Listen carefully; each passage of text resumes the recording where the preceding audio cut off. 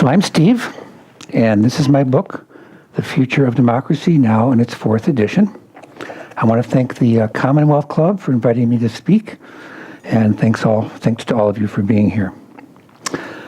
The topic I was asked to address is, do we learn from history? The answer to that question is, obviously not. I hope you enjoyed my little talk.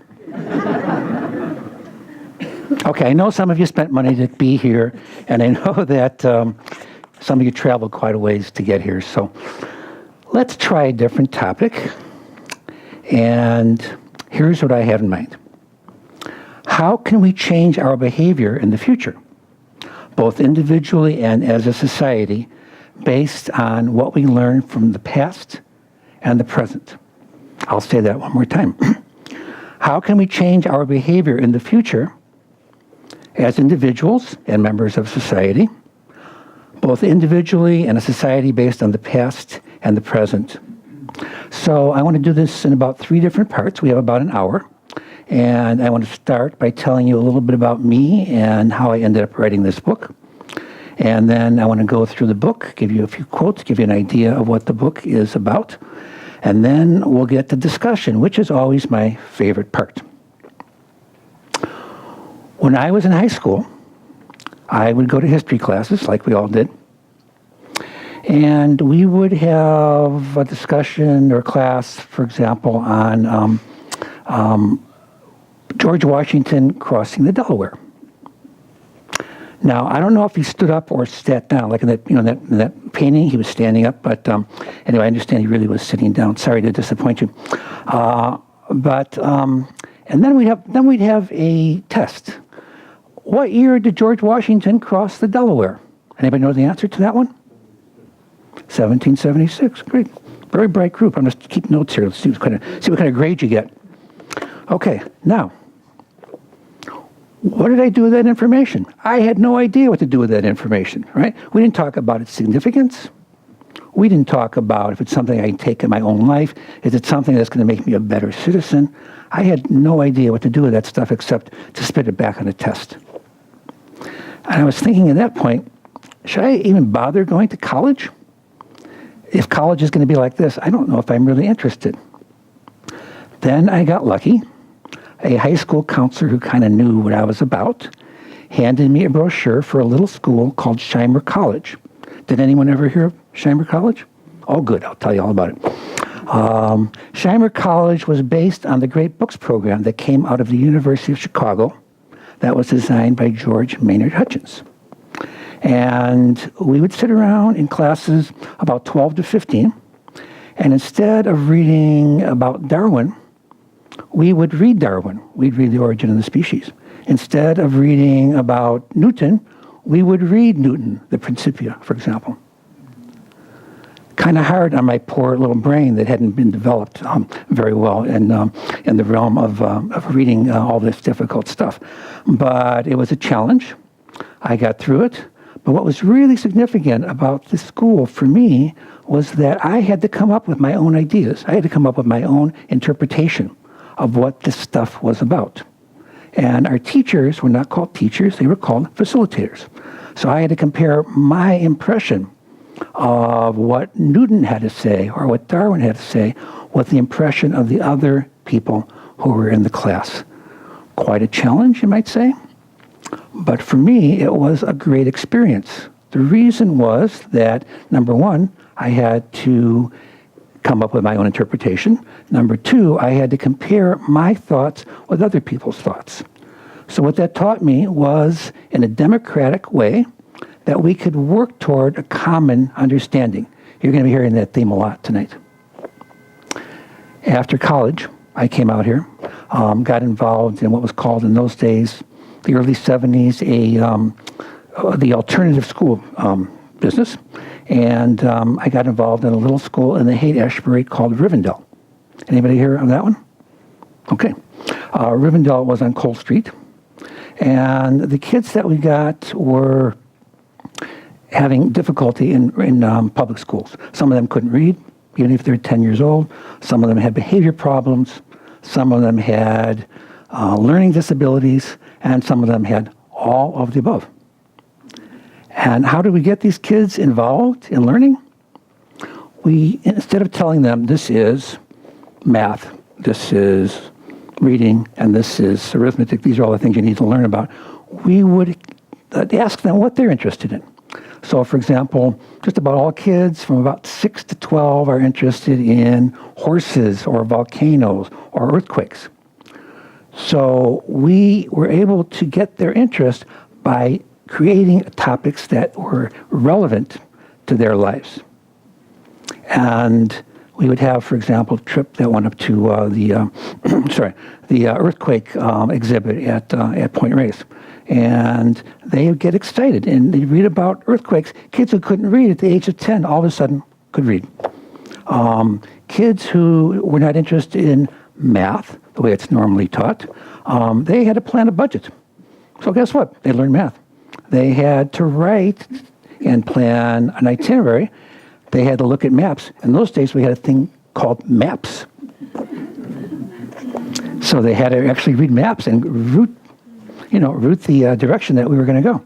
So these kids really got excited about learning. But I think what was the most important thing about the school was that when kids had disputes, and of course kids aren't the only ones that have disputes, we would sit them in a room and say, okay, kids, work out your problems and we'll, and then we'll help you if you need it. And they got to be very, very good at talking to each other and listening to each other and learning how to work out their own difficulties, which was a very democratic system in a lot of ways when you think about it. We got involved if we had to, but generally we didn't. Then I became a consultant after that for nonprofits. I worked for a little while for the American Friends Service Committee and the Red Cross, and we had the management staff come in, and we talked about what was the purpose of the organization. And did I go in and tell them, this is the purpose of the organization and this is what you should do? No. We asked them, what do you think is the purpose of the organization? And together, in a very democratic way, they talked about what were their priorities and how are we going to work together toward manifesting that purpose in the real world. So fast forward about 10 years, I became involved in the healthcare field, became a manager, and we had a program, and the program still exists, out in Contra Costa County. And we worked with children and adults, some of whom were very disabled. Some of these children are in wheelchairs, they're on feeding tubes, and their lives, unfortunately, are not going to be very long. But a lot of the program, you might think this is a medical program. It was to a certain extent. We had doctors and nurses, of course, provide all of the, all of the orders for the basic medical care. But with the staff, some of whom only have a high school education, we asked them, what do you think is the most important thing we do with our residents? And they talk about that. And they come up with these plans based on their knowledge and their information about the residents. That was better than anything any of us could come up with. Those of you who've ever been in a hospital, you know there's good nurses and not so good nurses, right? And I'd venture to say that the good nurses are the ones who are paying attention, the ones who you feel a connection with. So this is what we try to do. We try to get our staff involved and connected with the people that that we serve. And it really makes them into better staff instead of me going in again and saying, this is what you should do and this is how you do it. Okay? So a little bit about how the book was written. In the year 2006, you remember who the president was? Nobody remembers? Good. Okay, class, you're doing great. Okay, got 2 right so far. Kind of. Bush was the president. And if you remember, he said that he represented real American values. Does anybody remember him saying that? Mm-hmm. So a group of us got together and we said, we're not sure if he really represents American values. Let's check it out. Let's see. So we put together a discussion group. We met once a month for about 10 years. And we studied the Constitution, we studied the founders, and we studied what made them come up with the ideas that they came up with. They studied the Enlightenment authors, for example, Locke, Rousseau, and Voltaire. And those people said, for example, that in order to establish the kind of government you want, you may have to overthrow the government if it's oppressive. And that's where they got some of those ideas. They studied the Greeks, and they were very, very educated. Some of them spoke Greek, and some of them spoke Latin. So they're a very, very highly educated group. A lot of us don't appreciate that at this point. So in the book, we start out, there's 3 chapters, and we start out with democracy's past, democracy's present, and the 3rd chapter is democracy's future. And the kind of questions that we ask, we start out a little bit philosophically. The kind of questions we ask are, where did people get the idea of freedom? What is it within each of us that wants to be free? Why is human dignity so important? When you think way, way back to our ancestors, at a time perhaps before there was such a thing as Homo sapiens, think back to that time, and we were pretty much, our ancestors were pretty much run by instinct. And then all of a sudden, maybe it wasn't so sudden, maybe it happened over a long period of time, our ancestors started to realize that they wanted freedom, that they were human beings, that they wanted to have appreciation for who they were, that they wanted human dignity. And that's sort of when we started moving in the direction of democracy. Let me give you a quote here. I want to quote a little bit from the introduction. This is from the end of the introduction. This section is called Democracy and Human Dignity. Democracy is rooted in the struggle for human dignity. The above definition, which is at the beginning of the book, an organization or system in which everyone is treated equally and has equal rights, describes its essential nature. As our earliest societies expanded in size from small to larger groups, we gave up egalitarian self-rule and lost our ability to make the major decisions that affect our lives. So as we got bigger and bigger in our societies, we had more of a distance between us and our rulers. Democracy is an attempt to restore self-rule and the dignity that comes with it. But democracy rarely has lived up to its potential due to the ability of some members of a society to dominate others. Thus, for those who believe in democracy, it is our responsibility to discuss and monitor how best to maintain it. This book is the story of the long struggle for human dignity and its denial over time, and how we can affect the outcome of that struggle. So the book goes on, covers most civilizations, most of the larger civilizations. We talk about China and India, and we build up to Egypt. And as you know, the Exodus, whether it really happened or not, historically, there's no evidence for it. But it is one of the founding myths of Western society. And what I mean by that is it's a model for freedom, how people became free, how people felt oppressed, and they moved toward a greater sense of freedom.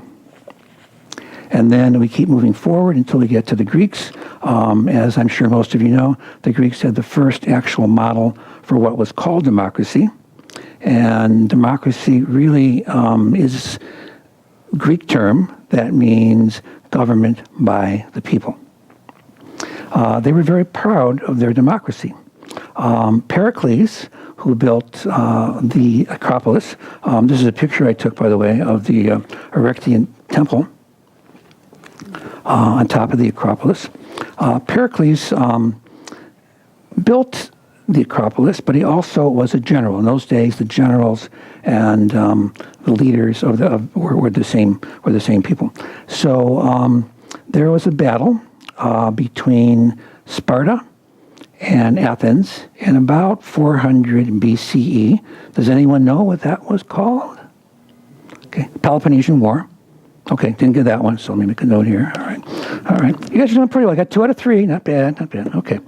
I want you to hear about his speech. Now, his speech may or may not be exactly the way it happened, because Thucydides was one of the very first historians, and he wrote basically what he thought happened. He wasn't there probably watching Pericles give this speech. What happened was they had a battle, and there were many men dying or dead on the field. This is very similar to Lincoln's Gettysburg Address in some ways. I think you'll agree. Okay, listen to this. If we look to the laws, they afford equal justice to all in their private differences. If no social standing, advancement in public life falls to reputation for capacity, class considerations not being allowed to interfere with merit. Nor again does poverty bar the way. If a man is able to serve the state, he is not hindered by the obscurity of his condition. So they were very proud of democracy. But what I add to this, equal justice to all, as used by Pericles here, actually applied to only 10% of the persons who were citizens. So about 10% of the population, maybe there were 300,000 Athenians at this time, and about 10% were considered to be citizens who actually could participate in democracy. Now, I don't know if you think that's a good thing or a bad thing, but it was tremendous progress. It had never been tried before. So it's very, very important you think about this. From their point of view, they were tremendously progressive. 10% of the people could participate in democracy, but it was the most progressive thing that had ever happened. Now, as you may have noticed, even in democracy, some people rise to the top and they are in control, and other people sort of stay at other levels. And the person who probably challenged the Athenian authority at that time the most was Socrates. Okay? And Socrates very famously said, "I know nothing." He was eventually executed in 399 BCE by the Athenian authorities because they considered him to be a threat. He was out there trying to make people think, right? And they didn't want people to think too much. They wanted them pretty much to, to follow their authority. So he said, "I know nothing." That's not very profound, is it? If I stood up here and said, "I know nothing," you'd say, "Okay, thanks, bye." Right? But what did he mean by that? Did he mean that he gets up every morning and has to remember how to brush his teeth again, has to relearn how to walk? Is that what he meant by "I know nothing"? No, that's not what he meant, I don't think. I think what he meant was that we all have concepts. If you walk down the street, you're going to see a tree. And you have a concept of tree. Oh, there's a tree. I've seen those before. I know what a tree is. But your concept and my concept of tree has probably not too much to do with what the actual tree is. You follow what I'm talking about? If I see a person and I see, oh, there's a white person. Well, I know all about white people, and if I see a Jewish person, well, I know all about them, right? They have big noses and they have a lot of money and they run Hollywood, right? In fact, after this talk, I'm going to go down to Hollywood to my studio and continue running it. So I think what it's getting at, and I think this is very, very important, is that our concepts, our preconceptions are what run us. And to a certain extent, when we interact with other people, what we see is our concepts. We don't see the person that's in front of us. We don't see the tree that's in front of us. Okay? We don't see, if we say the word chair, for example, there's one kind of chair, there's another kind of chair, but in our minds, we have a concept about what a chair is. So we're going around with these concepts, and they keep us, to a large extent, from paying attention to what we see in front of us. Einstein said something very similar, and we're going to get into that in just a minute. Okay, fast forward here to the American Revolution. We've talked about that a little bit. Now, we all know a little bit about the American Revolution.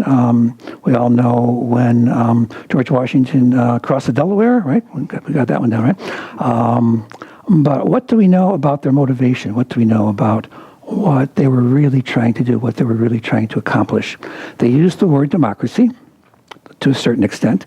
Not too much, by the way. The actual Constitution and the Articles of Confederation and the Declaration of Independence did not use the term democracy. The actual Constitution used the term instead that we are a republic, right? Good. All right, you guys are doing great. I have a little surprise for you, by the way, toward the end, which I think you'll enjoy. Okay, so we end the chapter with a sort of a summary of history in respect of the extent to which democracy was becoming more prevalent or less prevalent in various countries right up until the end of the 20th century.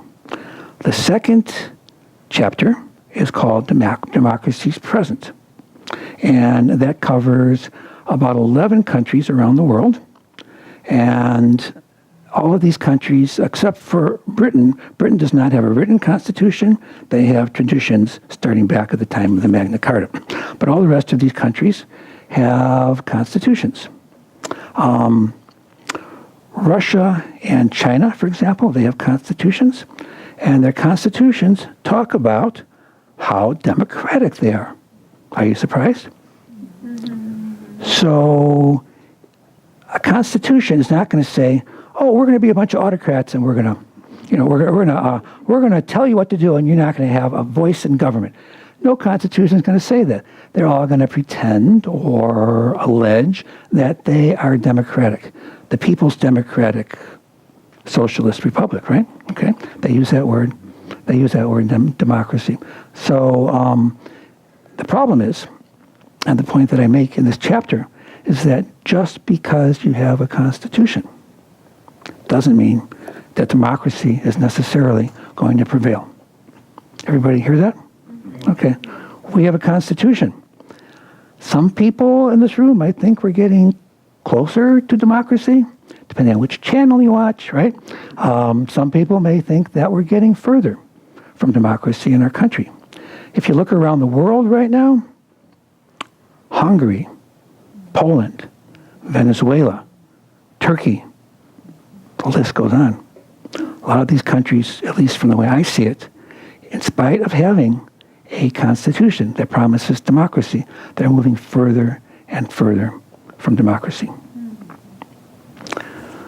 The third chapter is Democracy's Future. And it starts out with a quote from Einstein that I talked to you about earlier. Let me give you that quote. And we'll try to tie it into the whole idea of democracy. All concepts, even those that are closest to experience, are from the point of view of logic freely chosen conventions, just as is with the case of causality. All concepts are freely chosen conventions. What do you think he meant by that? Okay, remember the theory of relativity? The theory of relativity is really, that's kind of what it's about. It's kind of about that each of us have our own point of view. Each of us look at things a little bit differently. And of course, it's a very, very complex, scientific formula, theory that he used for that. But it's very, very important to realize, I think, that, again, when we look at things, we all have come at it from our own point of view. Our own background orients us toward what we see and what we don't see. So in Democracy's Future, we talk about how we can take the principles of democracy, and democracy is more of a principle than any particular one form of government. There's no two forms of government that consider themselves democracies that are exactly the same. And in that chapter, we talk about how we can bring democracy into a number of different areas: education, justice, the economy, the environment, healthcare, religion, science, violence and war, international relations, and politics. So this probably is the chapter that, if you buy the book, it's probably the one you want to spend the most time looking at. Because how do we bring democracy into all these different areas, particularly the political realm? So one principle here that I think is very important to remember is that democracy means the same thing it's always meant, government by the people. And the first three words of the Constitution are, we the people, right? Okay? And what is meant by that? What do they mean by we the people? At that time, when the Constitution was written, we also weren't doing very well as far as including all the people. We had slaves, Indians were excluded, women were excluded, right? So about 30%, did a little better than Greece, about 30% of the people at that time were actually included. But the principle stayed, and as time went on, luckily, we started moving toward greater and greater inclusion. We started getting more and more people involved in voting. More and more people were able to run for office. 1919, we had the amendment that allowed women to vote. So that's half the population right there. So you can see that we have an ideal. It's called democracy. And then we have the reality, which may or may not come even close to what the ideal is. But for some reason, in this country, we've been able to come closer and closer to realizing that ideal. And another point I try to make in the book is that at any time, we can be moving closer to democracy or further from democracy. And it's anybody's opinion about where we're going in our country right now, but it's not this exact standard by which we look at a country and say they're democratic or they're not democratic. It doesn't work that way. We're either getting more democratic or less democratic at any time. Okay?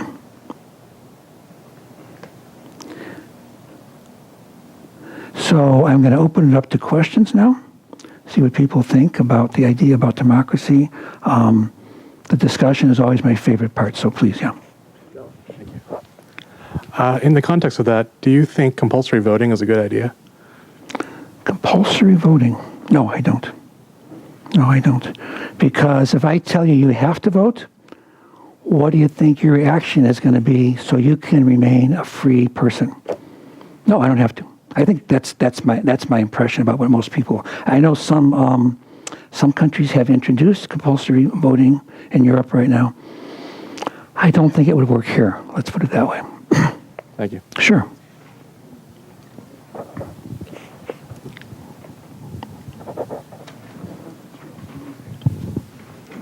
Hello. Are there any exceptions to where people migrate to for a better life that did not have a lot of UK governance and influence? That's a good question. Not that I know of. Unfortunately, people are dying to get into this country. Literally, as you know, they're dying to get into Europe. There's boats coming from Somalia and Africa right now. A lot of it is economic, but not all of it. Some people just want to have more freedoms. So no, I really don't know that we're as you implied there. Our government is based on norms that came from England, essentially. Thank you. Sure. And I'll just take a moment to remind our listening audience that this program is the Commonwealth Club of California. Our speaker is Steve Zolno. The title of our program is Do We Learn from History? And I see a couple of questions starting here. Was Iraq under Saddam Hussein a secular government and therefore a democratic with a Republican flavor? Well, I'll have to think about that one. A lot of governments try to convince, especially autocratic governments, try to convince their people that they are legitimate by claiming an allegiance to religion. And I think Iraq fell under that category. But I don't see that they actually were as far as we know, really tied to any particular religion. Of course, they all claim to be under the Muslim religion, but this is something that's kind of good to get into. There are many different divisions within the Muslim religion. I happen to have some very close friends who are Muslim, and they're the most peaceful people I know. They came from Afghanistan. Some of their best friends were Jewish and Christian when they lived in Afghanistan. Unfortunately, they had to leave. So again, getting into preconceptions, we have preconceptions about people from certain religions, but you'll find within any religion, I believe, you'll find a more peaceful element, an element that wants to connect with others, and an element that wants to be separate. Yeah. This is a judgment call. I've been reading a lot of political scientists, many of whom believe that we're very much or very close to losing democracy permanently. And the question is whether we see somewhere a countervailing force coming up to save us. It won't be the Democrats, because if we have the Democrats, we still have the division, the hyper-partisanship. So how in the world do we reverse this trend, and how optimistic are you? I was afraid you were going to ask that. I'm very optimistic. And in fact, at the very end of this talk, we'll get into that a little bit more. But we really have a choice. And unfortunately, my background, by the way, my degree is in educational psychology. And I think that, I'm sorry about the voice, by the way, I have a little allergy right now. I think that within every human being, we have a tendency to want to follow what we've always done. And we have a tendency to want to be free.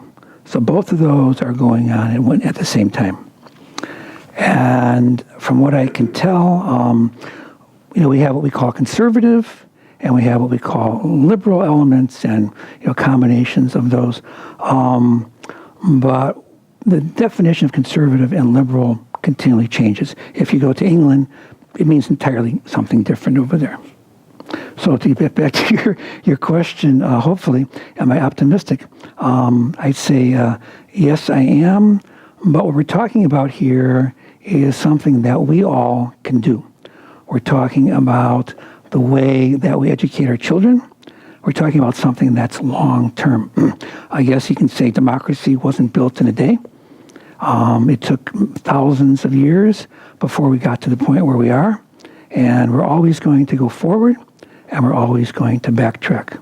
And starting here and now, everybody in this room can do something about it. We're going to get into that a little bit more. And everyone can do something about moving us closer or further from democracy. Some of the things that some people do is they join NGOs, non-government organizations. They protest in those pink hats. They do a lot of things. And these things are all significant. These things are all very, very important. But I think that what's unique about this country is that, if you recall, we started out with the Declaration of Independence. The Declaration of Independence was about what we don't want. We don't want oppression, right? We don't want to have King George telling us what to do. Now, that wasn't really economic. That was pretty much philosophical, because the people that started the revolution, they were fine financially, right? We went on for about 10 years under the Articles of Confederation. The Articles of Confederation didn't work because they allowed too much freedom for the states. They had their own import-export rules. They had their own relationships with other countries. Didn't work.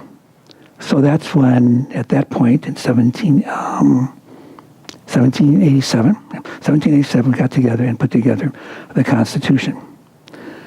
So the reason our Constitution is unique in history is that it's forward-looking. It says, this is what a democratic government should look like.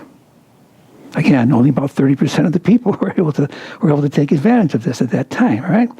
but it put into place the concept of we the people, which has been expanding by fits forward and backward, right? But it has been expanding. And it's the model for the rest of the world. At least it's the model for people in the world who believe in democracy. So we have something to be proud of, but are we moving closer or further from that model? The answer to that is yes. Yeah, yeah. We're moving further sometimes, we're moving closer sometimes. And if I was to predict 100 years from now, are we still going to have democracy? I'd say it's anybody's guess. Depends on what we do. That's the answer I can give you right now. But in 100 years, let's check in. Let's see how it looks. Hi. In terms of your research and writing on democracy of the future, one of the things that I sort of observe, and in this age of that we can't agree on truth anymore, it seems almost impossible to participate democratically if we don't even share facts, etc. So in terms of what makes democracies fail or work and what we need to do to make them work better towards the future, one of the observations that I have is that throughout history, democracies fail when the values that you make laws over are exclusive based on religion, status, culture, race.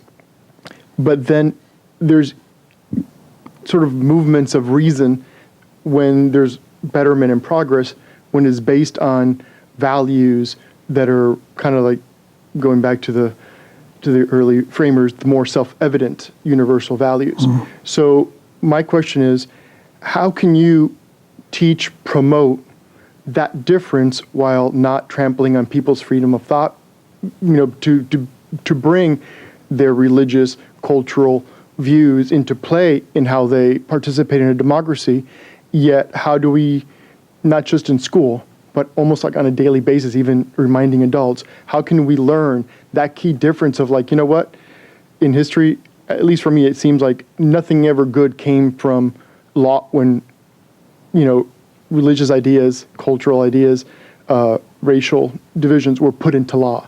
So when things turned out really well is when kind of universal values were put into law. So how do we change the conversation, not so much of like, are we democratic or not, but are we like moving forward, or we're stuck because of this inability? There's no way that you're going to get two very different religions to agree on what they want to do moving forward. So how do you get them to step back and say, okay, the religion, that's part of our personal freedom, not part of this public freedom? Okay. So what are your thoughts on that? Okay. Well, we're doing it now. First of all, very, very important. Don't underestimate the power of conversation. Don't underestimate the power of dialogue. And every one of you can go out and have a conversation just like this. I know there's some great TV shows on, but what's really important? What are our priorities? I heard an expression recently, we can build bridges or we can build walls. I've heard something about a certain president who wants to build walls. I won't mention any names. But what are we doing in our own lives? What are we doing in our educational system? What are we doing when we get together with friends? What are we doing in that famous scene at Thanksgiving where we have Uncle Joe come in and he only watches one station and we only watch the other one? Right? How do we have that conversation? And the way we have that conversation is this is why I brought Socrates into this, and this is why I brought Einstein's idea into this. People really are just people. I want to tell you a little bit about the legislative work that I do, and didn't mention that at all. In my field, we're always underfunded. So I've worked with Democrats and Republicans in Sacramento. There was a time when I was spending almost half my time in Sacramento. And I didn't really care who was a Republican or a Democrat. I'm also on the board of a state providers organization for people who do the kind of work that I do. Most of them are Republicans. So what's important is you go back to what are the principles here? What is it that we're really after? are we after democracy, and what is democracy? But you have to be willing to have that conversation with other people. And part of it is looking at people as people instead of just looking at them as Democrats, Republicans, having certain racial characteristics, what their religion is. And ultimately, you have to decide who's going to be the adult in the room, who's going to bridge that gap, who is going to get beyond the stereotypes. That's very, very important, I think, to take a look at. And hopefully we're making a little progress in this direction. Also, I'm a big campaigner for this. I'm getting 3 talks this week alone, just so you know. So I'm out there trying to put it out. I think someone over there had a question. Yeah. Hello. I had a conversation with my children this last week, and I'm also in education, and we talked about the difference between a decision by a committee where everybody comes with their own personal wants and objectives, and there's a compromise where you have this, not an objective, but a lot of objectives, and everybody agrees to have their own way, versus coming together and having, like you're saying, one objective and thinking of the groups better, their common good. And I know we had a really heated discussion because my children, they're young adults, and they really feel when they look at the government that it's by committee and it has nothing to do with them. And I thought that was really interesting. Coming from my perspective, I see it in a whole different light. And so they bring in the idea of a lot of special interest groups and how voices aren't being heard. So maybe some comments that you would have in regards to that. Okay, thanks a lot. Is that one of your children next to you there, who you're just talking about, that's hiding over there? Yeah. Okay, well, welcome. Glad you're here. Glad you're here with your daughter. Remember, I was a teacher, so I've dealt with kids a lot. This is not the way it was supposed to be. When they wrote the Constitution, does anybody know how long it took them to write the Constitution? That's right, 4 months. Boy, you guys are really good. Okay, I'll write that down. Okay, good. You're getting an A so far. Well, maybe a B+. It's not supposed to be this way. When they got together, spent those 4 months, they had huge arguments. They had fights, right? They made a big compromise about slavery, for example, and a lot of other things. So the United States was not built in a day, right? But eventually they came to a compromise. What was the compromise? The compromise was based on those first 3 words, we the people. And from their point of view, they pretty much encapsulated the meaning of how to manifest that term, we the people. From our point of view, looking at that now, they're pretty backward. But you can see how that principle, there's a principle of democracy and there's the reality. And as time goes on, we're getting closer and closer to realizing what that principle is all about. My guess is 10, 20 years from now, we'll look back and people will say, in 2018, boy, they were so backwards. You know? So that's just something to realize. You have to have the conversation. What you're doing is really, really great. Do you talk about the same kind of thing with the kids in your school too? Some. Uh-huh. I'm the special ed coordinator, so I basically focus on other issues, but I'm an advocate for their voice, and I teach them how to be their own voice. Mm-hmm. And so in that way, I instill those principles in them in more in a personal way. Yeah. Well, I think it's really important. I work, by the way, with people who are severely disabled, some of them. It's important never to underestimate anyone's intelligence. From my point of view, everyone can make a contribution. Everyone. And you just have to find out what that contribution is, and you have to find that little spark in every person. And you know what? they're looking for the same thing we're all looking for. We're all looking for recognition. Last talk I gave, I asked people, what are people looking for? We're all looking for recognition. We're all looking for a sense of validity. The problem is, I want that from you, and you want that from me, so how do we get that? Again, who's going to be the adult in the room? The way I get a sense of validity is by giving it to you. And then we have something started. Then we can have a conversation. But if I'm thinking my point of view is superior, and you think your point of view is superior, then it gets personal. Yeah, the conversation is personal. And what I mean by that is it becomes who's right and who's wrong. And it becomes who's a valid person and who's not. See what I'm talking about? So maybe we're talking issues, but we're really talking about personal stuff.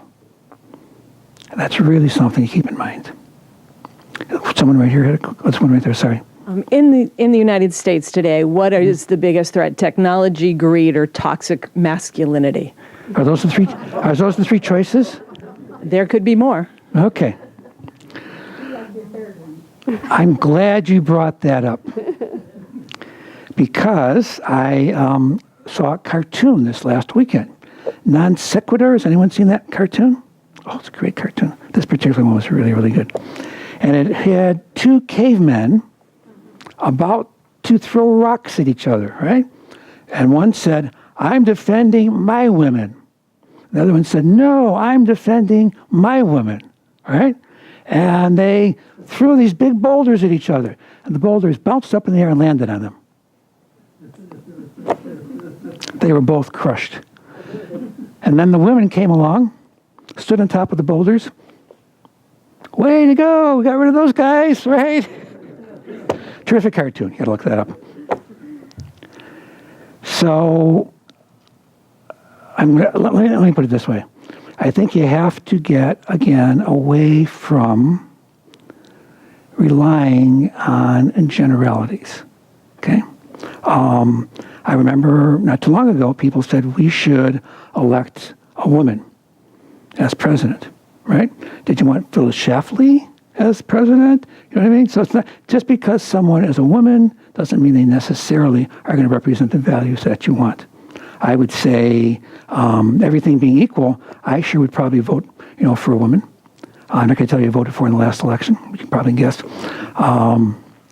But the idea is we have to emphasize principles, not people. What's the principle behind democracy that we're really looking for? Not parties. Some of us, this is San Francisco, I can guess which party most people here might be aligned with, but parties are not always doing it right either, right? A lot of us, of course, are not happy, including a lot of Republicans, with what's going on right now. But there were things under the last administration which I thought should have been done and could have been done a lot better, right? And just because you elect a president, if Hillary had been elected, doesn't mean that everything is going to get better necessarily. Doesn't mean it's going to solve everything. So what we have to do is we have to hold our politicians' feet to the fire, and we have to elect people who understand the idea of democracy, which is essentially respecting every human being. More questions? Thank you for the talk. Very interesting and very insightful. From your educational background, you mentioned about the alternative education model. Mm-hmm. I think that's a wonderful thing to do to every child. Why it's not become mainstream? Okay, that's a really great question. Glad you asked that. Thank you. It is becoming more mainstream. My daughter went to a school called Oakland Tech, not too far from where I live in Oakland, and they have what was called a Paideia program. And the Paideia program is a Greek term, basically means people talking together and learning together, as opposed to having top-down instruction. So a lot of schools are initiating those kinds of programs, and I think it's a lot of progress. Unfortunately, it's not as far spread as I would like to see it spread, but let me put it this way about education. Some teachers think that they are experts. They've spent a lot of time in school. Let's say they're teaching history. Let's stick with history for now. And they know what history is. They know what's important. And kids are going to learn it my way. Some teachers learn from history that there's not one right way to do things. That's the impression that they have. And they learn from history that working together with other people and soliciting their opinion so that they can form their own opinions is a better system for educating children. And we are moving more in that direction now, I think. But again, it goes back and forth. And we said at the beginning, democracy can be brought more fully into every situation. Education, government, family. But it's a matter of putting it out there and determining whether we're going to be able to move in that direction. And what I'm talking about here, as far as democracy is concerned, is respecting people's opinions and having them develop more independent points of view. Did I answer your question? Sorry, go ahead. Would you pass the microphone back so it can be a recorded thing? Actually, I have another question. Sure. You mentioned the 10 years you had a debating group. And is this book as a result of that? If it is, what are those members? And I'm just curious about them. And that would help you so much to form such thoughts and insights. Okay. Thank you. Wasn't a debating group. I was real clear about it. It was a discussion group. And we tried to come to conclusions by reading about what was the basis of, first of all, our country and democracy in general. So it wasn't a debating group. The sources are all out there. As I mentioned, I went to a college where we read original sources. And that's essentially what we did. We read a lot of original sources going back to the origins of democracy. And that's how we came to the conclusions that we came to, and that's how the book got written. Sorry. One could argue that the most important educational institution in society is adolescents watching adults deal with problems in the real world. And if you look at it from that point of view, as a millennial, you must be appalled. Do you have a comment on that? That was education up until the time when we formally had schools. Basically, children would watch their parents, and they would adopt, in most cases, in the Middle Ages, they would adopt their parents' skill set. So that essentially was what it was. And then around the time of the Renaissance, more people were given books, and more people were expected to be more educated and more broadly educated because we had a new appreciation for the Greeks. And basically Aristotle was considered to be the model for how people should learn at that time. So that essentially was what it was. There was no thinking about what are the principles of democracy, what are the principles behind what human beings really should be seeking until that time. Got another question here. I'm thinking back to reading a dialogue or two of Plato's a long, long time ago, and there was one in which a fellow named Thrasymachus was arguing that justice is whatever is in the interest of the stronger party. And Socrates spends a lot of time trying to argue him out of that. Of course, Socrates wins the argument. He tends to do that. But I've been thinking that Thrasymachus is kind of right if you look at our system now. Mm-hmm. We, over many decades, have built up a stronger and stronger chief executive. Regardless of whether you like the current guy or not, we've made the chief executive, the president, a stronger party of our government, where the Constitution originally was intending to make the legislative body strongest. And in the legislature, we don't have people cooperating as much as we have them arguing, and the stronger wins there. And even in the judicial system, we have people appointing very partisan judges, and that's not democracy to me either. And we have large contributors who also have a lot of influence over the system. I see lots of situations where the stronger party seems to be determining what happens rather than some broader sense of right and wrong.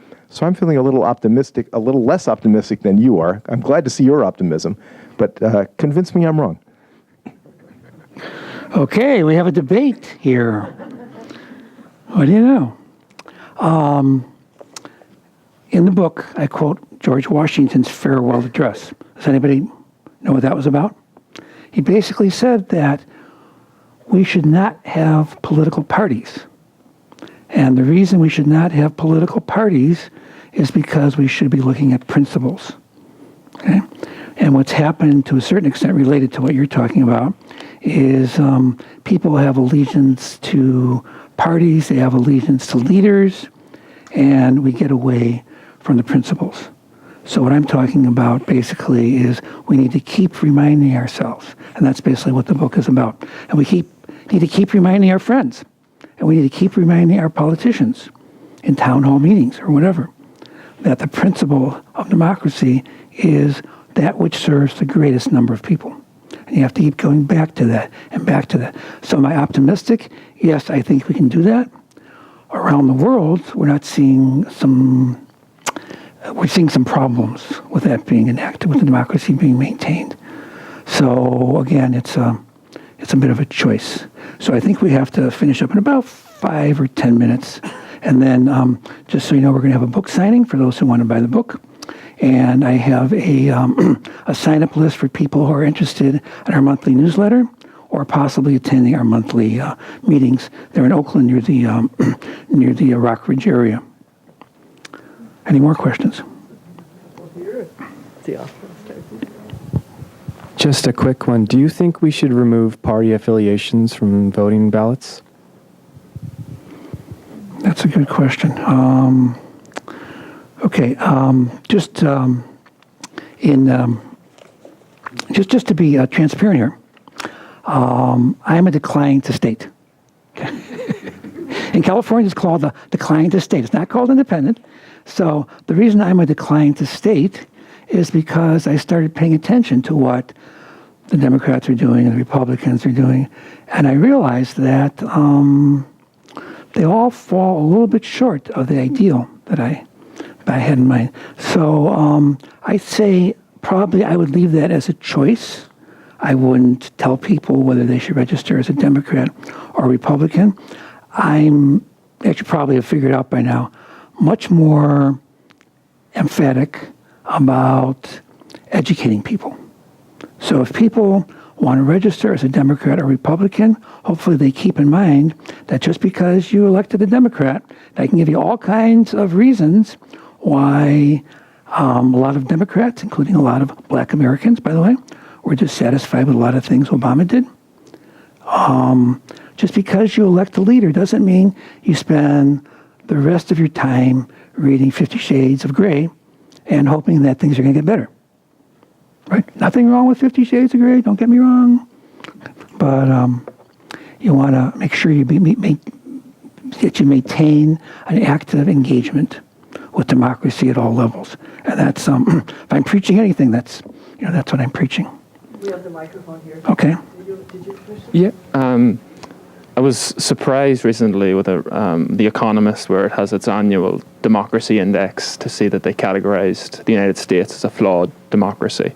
I'm not a scholar of theory at all, but as someone who has studied history and thought deeply about democracy, if you were to make one change to the original US Constitution, what would that be to secure the American democracy more fully? Well, the changes actually have been made, and you'll hear certain people say that the Constitution was great just the way it is. Some people in the Supreme Court will say that, except they forgot that the Constitution also has a part that allows for amendments. So even the people that wrote the Constitution didn't think by any means it was perfect. And the original Constitution mentioned slavery and allowed for slavery. And it wasn't until 1808 when the Constitution even allowed for us to debate that subject. So for sure, that's a bit of a problem. But it has been amended. So I'd say it's not the Constitution itself so much, although Citizens United is another area that I have some problems with. But it's not so much the Constitution itself. It's how we understand the Constitution, how we talk to each other And are we talking to each other in a way that we're moving closer or further from democracy? The lady had her hand up. Thank you. You commented early on that there were no two democracies that were the same. When you look at all the different flavors out there, what are just how would you not so much rank, but comment on each aspect? Whether it's two-party, multi-party, parliamentary, direct democracy. I mean, just sort of what aspects of different democracies that you find are getting you closer to the ideal. Okay. Do you have another hour? Okay. I don't think there's any system that's necessarily better than any other system, to be honest with you. The parliamentary system has been shown to be a very good system.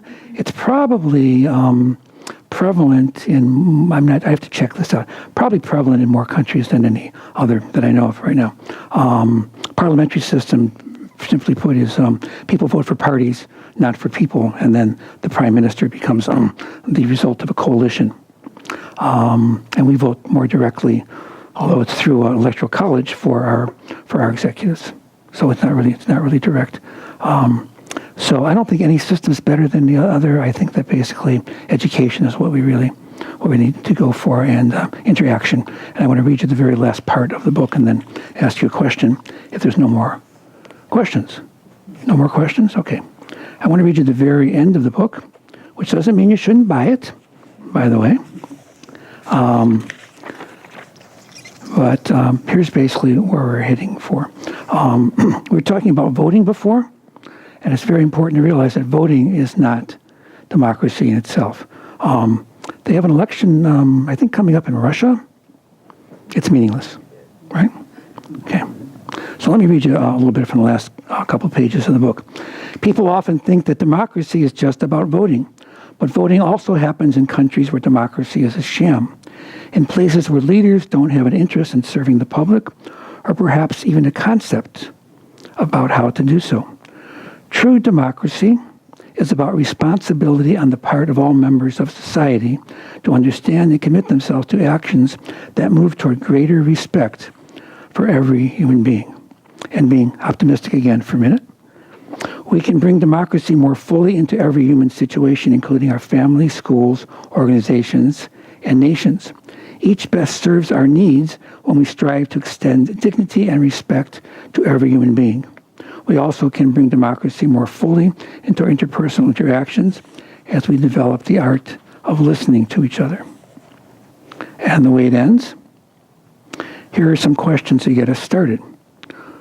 When you have a conversation with others, you can ask, what kind of world, or relationship, family, organization, or nation do we want for ourselves that is compatible with human dignity and justice? So not just a conversation, but a conversation about what is compatible with human dignity and justice. Next, what does it actually look like in the real world? So it's not just having a concept, but how do we execute that? How do we make that apparent, and how do we make that a lived reality? And the third one, what steps can we take together to move together toward that vision? So again, it's not just identifying what to do, but how can you and I together work toward that vision? So, a little surprise that I promised you. As you probably figured out by now, I'm not an absolutist, right? I really believe in democracy and dialogue toward a common purpose. However, there's one thing I really believe is the one true answer to something. Oops, I got real excited there. Okay? When people look at the book, they say, the title is The Future of Democracy. Does democracy have a future? And I have an opinion about that. I think it's the right answer. First person to get the right answer gets a free copy of the book, which I'll sign afterwards. Yeah. Damn, you got it right away. Great. Okay. So I was just kidding about grading the class, but you definitely get an A. Okay. Repeat what she said. Okay. What she said was, it depends on us. Does democracy have a future? It depends on us. So keep that in mind. It depends on everybody in this room going out and implementing democracy in every situation that you're involved in. Thanks for being here, and I really enjoyed it. I learned more from conversations than you believe. Sometimes I revise the book in the next edition based on conversations I have with people. So thanks a lot.